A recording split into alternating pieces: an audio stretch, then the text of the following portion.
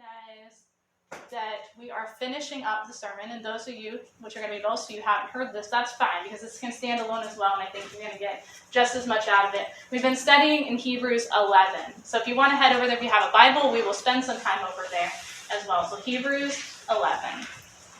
And before we get too far into it, though, I'm going to go ahead and have one more word of prayer, and then we'll get going. Lord, I thank you for the opportunity here. I ask that the words are received and the message is clear. We're putting you here first, Lord, the mission and the endeavor, us coming together and being here on Sabbath. It's all about you.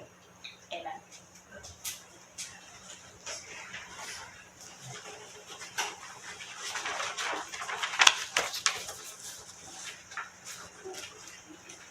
I'm not perfect. No? Should come as no surprise, but I was pacing my room one evening, and those are the words that came out of my mouth. Because as I was pacing the floor, which is not usual for me, some of you maybe that's your normal thing, it was not usual for me, but I was agitated, and I was agitated because I had just gotten news from another friend who said, I don't believe this anymore. I don't want to do this anymore. And I was so upset, disappointed, and I'm like, God, I don't understand why is this happening? And out of my mouth, I'm praying and I'm saying, okay, I know I'm being judgmental. I'm not perfect. And right behind that came this other thought. This isn't about you. Oh. Okay. Okay, there's something else here. Okay, Lord. So what came to mind is last week when we were studying Hebrews 11, we were talking about the list of names of people that they could not get to. And there was a name on this list that story just stuck out to me. And that was Samuel. And so if you want to head over to, keep your finger at Hebrews 11, if you want to head over to 1 Samuel 8, we're going to take a look at him. We didn't look at him too hard last week.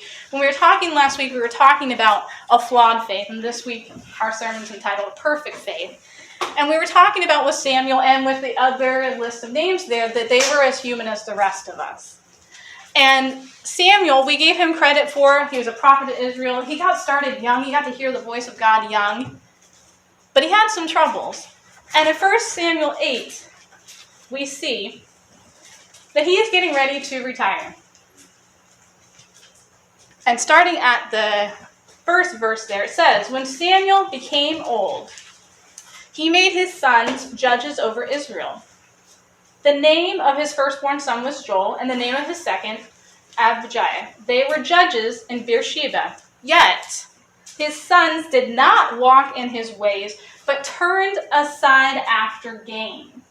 They took bribes and perverted justice.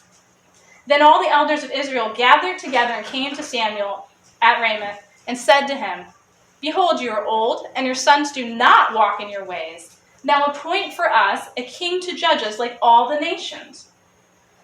But the thing displeased Samuel when they said, give us a king to judge us. And Samuel prayed to the Lord, and the Lord said to Samuel, obey the voice of the people in all that they say to you, for they have not rejected you, but they have rejected me from being king over them.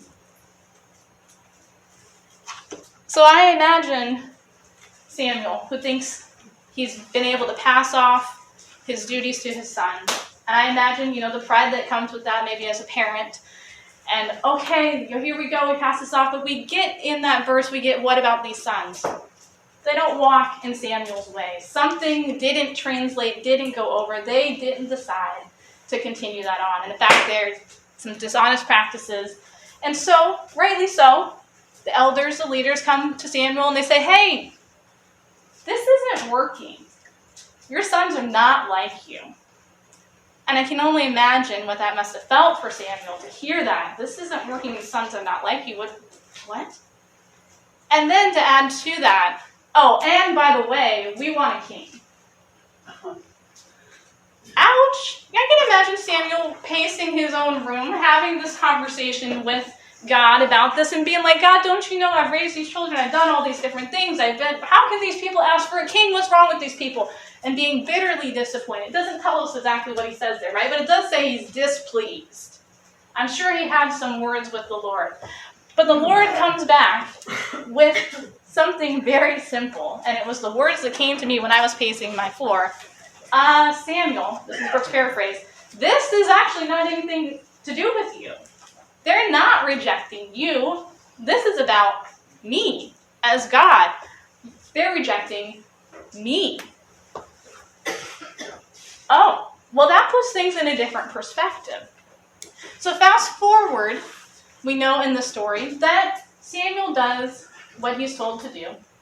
He goes and anoints Saul. Imagine the disappointment in this one when that does not work. He's thinking, trying to retire. He's trying to get out of there. And it's not working. And God sends him on another mission. Let's go over to 1 Samuel 16. You guys know the story, and we saw his name in that